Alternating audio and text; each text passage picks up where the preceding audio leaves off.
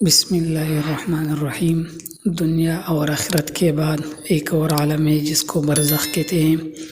مرنے کے بعد اور قیامت سے پہلے تمام انس و جن کی روح کو حسب مراتب اس میں رہنا ہوتا ہے، اور روح کہیں بھی ہو جسم کے ساتھ اس کا تعلق رہتا ہے۔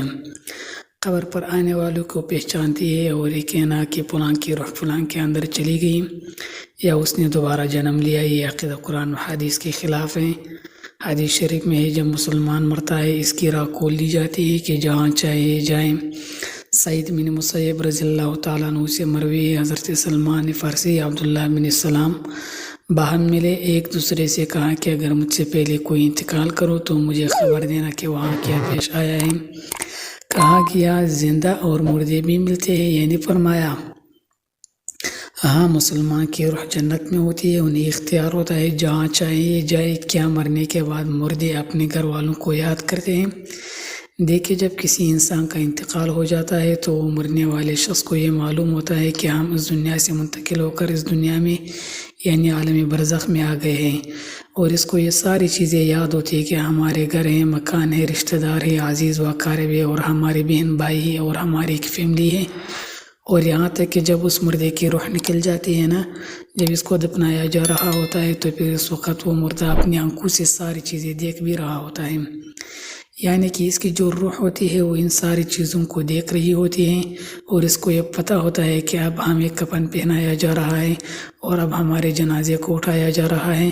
لہٰذا نیک بندہ تو یہاں تک کہتا ہے جب اس کے جنازے کو لوگ اٹھاتے ہیں تو وہ کہتا ہے کہ اے لوگوں جلدی مجھے لے کر کے قبرستان کی طرف چلو اور بہت جلد مجھے میرے اصلی ٹھکانے میں یعنی قبر کے اندر پہنچا دو، کیونکہ اس کو موت پر ہی پتہ چل جاتا ہے کہ اس کا آگے ہونے والا کیا ہے، یعنی آگے آنے والے جو مرحلے ہیں وہ اچھے ہیں، اس کے لیے آسان ہے یا سخت ہے یا مشکل ہے، اس کو پہلے سے پتہ ہو جاتا ہے، کیونکہ روح نکلتے وقت کی جو سختی ہے روح نکلنے کی اسی سے مردے کو محسوس ہو جاتا ہے۔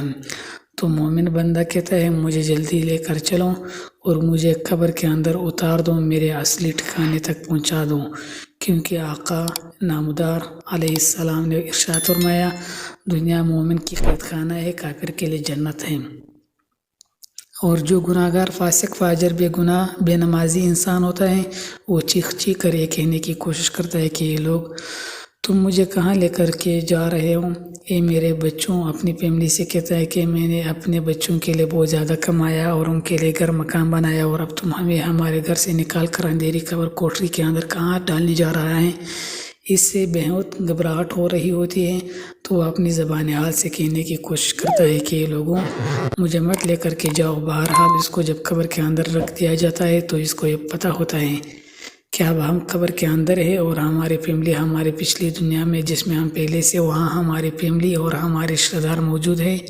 یہاں تک کہ جب کوئی انسان اپنی کسی مردے کی قبر پہ جاتا ہے تو وہ مردہ اس قبر پہ آنے والے کو پہچان بھی لیتا ہے کہ یہ ہمارا فلاں شخص ہے۔ اگر باپ قبر کے اندر ہے تو وہ پہچان لیتا ہے کہ ہماری قبر پہ آیا ہوا ہے، ہمارا بیٹا ہے، ہمارا بھائی ہے، ہمارے رشتہ دار ہے۔ لیکن اگر وہ اپنے گناہوں کی وجہ سے سزائے بھگت رہا ہوتا ہے قبر میں تو پھر وہ پہچان کر بھی اس کا کوئی توجہ اور دھیان اس کی طرف نہیں ہوتی ہے۔ اچھا، آپ جب وہاں جاتے ہیں تو کیا کہتے ہیں؟ السلام علیکم یا اہل القبور، یہی کہتے ہیں ہم نا۔ تو یہ قبر والوں تو پر سلامتی ہوں، اس سے مراد وہ فرشتے ہیں جو قبر کے اندر ہے اور وہ مردہ جو قبر کے اندر ہے، اس کو یہ چیز پتہ ہوتی ہے۔ وہ پھر وہاں سے یاد بھی کر رہا ہوتا ہے اپنے گھر والوں کو جب وہ یاد کرتا ہے۔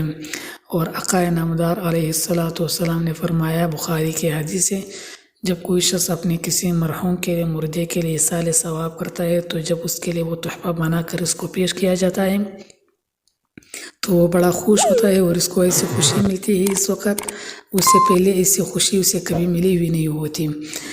جب کوئی بندہ کسی کے لیے ایصال ثواب کرتا ہے جو اس وقت اس کو خوشی ملتی ہے تو بہت زیادہ خوش ہوتا ہے وہ۔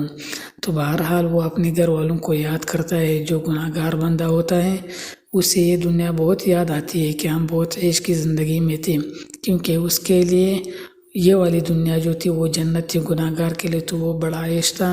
وہ سوچتا جو ہمارے وہ زندگی تھی تو دنیا والی، وہ اس زندگی کو بہت یاد کرتا ہے۔ لیکن جو نیک بندہ ہوتا ہے تو وہ اس کے لیے دنیا قید خانہ ہوتی ہے، اور جو قبر عالم کی جو زندگی ہے یعنی قبر کی زندگی جو ہے، برزخی زندگی جو ہے، وہ اس کے لیے جنت والی زندگی ہوتی ہے، کیونکہ اس کے لیے قبر میں جنت کا بچھونا بچھا دیا جاتا ہے۔ نیک بندے کے لیے قبر میں جنت کی کھڑکی کو کھول دیا جاتا ہے، اس کو جنت کا لباس پہنایا جاتا ہے، جنت کی خوشبو میں قبر کے اندر محسوس کرتا ہے۔ وہ نیک انسان جو نیک مردہ ہوتا ہے وہ بڑی راحتوں میں ہوتا ہے، تو اس کے بعد اس کو دنیا کی کسی طرح کی کوئی ٹینشن، کوئی فکر، پریشانی نہیں ہوتی۔ اب وہ اپنی زندگی میں ہوتا ہے جس میں اس کا اصلی ٹھکانہ ہے، تو وہ اسی میں خوش رہتا ہے۔ اور کچھ نیک لوگ تو ایسے ہوتے ہیں جب ان کا انتقال ہو جاتا ہے تو ان کو ایسے سلا دیا جاتا ہے کہ جیسے نئی نویلی دلہن ہوتی، کچھ کی روحوں پرندوں کی پوٹھوں میں رہتی ہے۔ تو بہرحال نیک بندہ جو ہے وہ بڑی عیش آرام کی زندگی بسر کرتا رہتا ہے، اور اسے دنیا کی کسی طرح کی کوئی فکر نہیں ہوتی۔ اور جو گناہگار بندہ ہوتا ہے اس کو یہ دنیا بھی بہت یاد آتی ہے، اور وہ قبر کی سختیوں سے بہت پریشان ہوتا ہے۔ بہرحال جو اصل چیز ہے وہ عمل ہے، عمل پر یہ ساری چیزیں مرتب ہیں۔ اگر انسان کے عمل اچھے ہیں تو موت سے اچھا میسج کوئی نہیں ہوتا، اگر انسان کے عمل خراب ہے تو موت سے برا میسج اس کے لیے کوئی نہیں ہوتا۔ قرآن مجید میں اللہ تعالیٰ کا ارشاد ہے، ادعوا ربکم تضرعا وخفیا انہ لا يحب المعتدین۔ تم اپنے رب سے گڑ گڑا کر اور آہستہ دونوں طریقے سے دعا کیا کرو، بے شک وہ حد سے بڑھنے والوں کو پسند نہیں کرتا۔ نماز جنازہ کے متعلق رسول اللہ صلی اللہ علیہ وسلم کا ارشاد ہے کہ جس مسلمان میت کی نماز جنازہ 40 نمازی ادا کرے جو اللہ کے ساتھ کسی کو شریک نہیں ٹھہراتے، تو اللہ تعالیٰ اس میت کے حق میں ان کی سفارش کو ضرور قبول فرماتا ہے۔ دوسری روایت میں ہے کہ آپ صلی اللہ علیہ وسلم نے فرمایا، جس میت کی نماز جنازہ امت مسلمہ کے 100 افراد ادا کرے، اس کی سفارش کرتے ہیں تو ان کی سفارش اس میت کے حق میں قبول کی جاتی ہے۔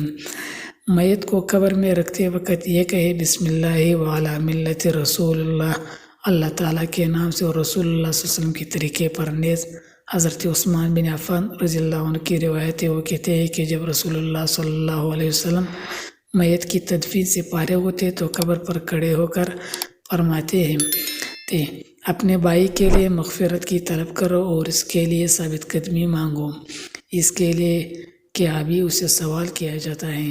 تو اللہ رب العالمین کی بارگاہ میں دعا ہے، اللہ تبارک و تعالی ہم تمام لوگوں کو خوب اچھے اور نیک عمل کرنے کی توفیق عطا فرمائے۔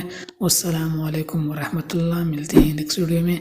دوستوں اگر ویڈیو پسند آئی ہو تو ضرور لائک کر لے، شیئر کر لے، چینل کو سبسکرائب کر لے، بیل آئیکن کو پریس کر لے۔ والسلام۔